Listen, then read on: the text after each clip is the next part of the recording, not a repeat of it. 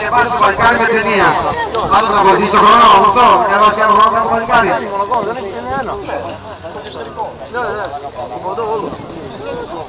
Φρανεί εδώ λίγο, χοροπηδά λίγο το Γεωργίου Σέλης εδώ αλάκι. Πάμε τώρα είναι έτοιμος.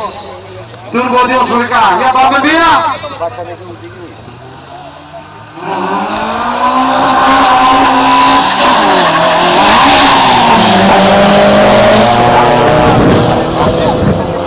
Πολλές αμέσως για το Καρδιάκανα. Δεύτερος διάδρομος του Βλάχου με 14.073 και 166 χιλιόμετρα. Σαρκάδας μόλις εμφάνισε. Με κακό χρόνο, έχασε πάρα πολλές παραγές. Δεν πειράζει και έχει προσπάθειες ακόμα πολλές. Όπως βλέπεις εδώ έχω το D16 Workshop, το Σπύρο, το Honda Civic. Δοκιμάζω σιγά σιγά, δεν έχω ήδη αν μαθείς το να κάνει τέρασμα. Αλλά δεν θα έρθουμε έτσι. Παρόλο και δεν κοιμήσει, παρόλο και δεν πάει στα μούτρα, θα είμαστε εδώ να στηρίξουμε ένα φοβερό θέαμα. Σε ένα εδώ. Αν δεν είσαι εδώ, όπως μερικά την Τούρκο. Πρώτος διάδρομος ο Μάνης, δεύτερος διάδρομος ο Νικιάν Βασίλης με το Ίκης Άντου και ένα το ζούμε, Γαλλία και Γερμανία.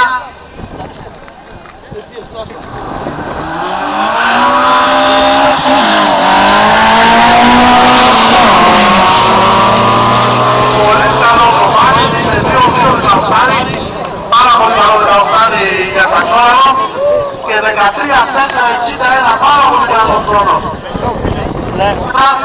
Ο Νικιάν με 14, 8-36 και 164.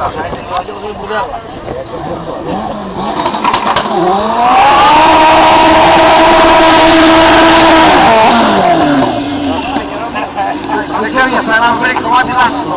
Αυτό σημαίνει.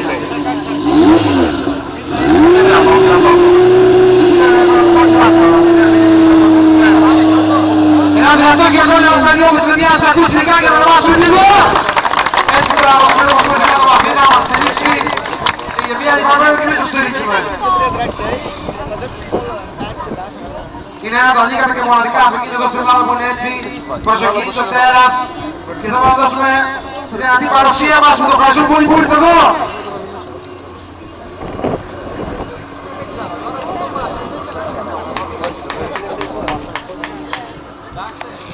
Β16 άλφα λοιπόν workshop, Q-Bell.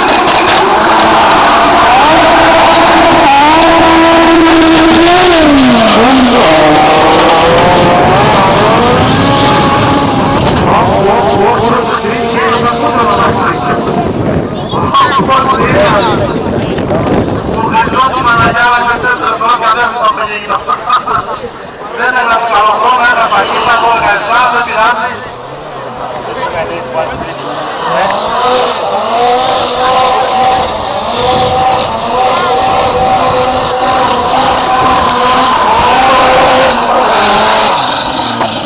Έχω πάει το μουλό της Αμερικάνου, γιατί το δίνεται και ο έχει πάνω δίκτυο και ένας χρόνο.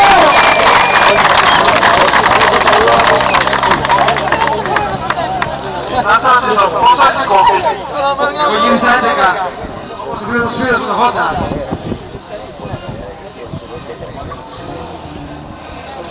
Για πάμε λοιπόν, Τίμς Αμερικάνος, Φιλ Πατίν. Πετσιμέντα πίσω, πρέπει όπως δύο κατεβάσει χρόνο για να δούμε.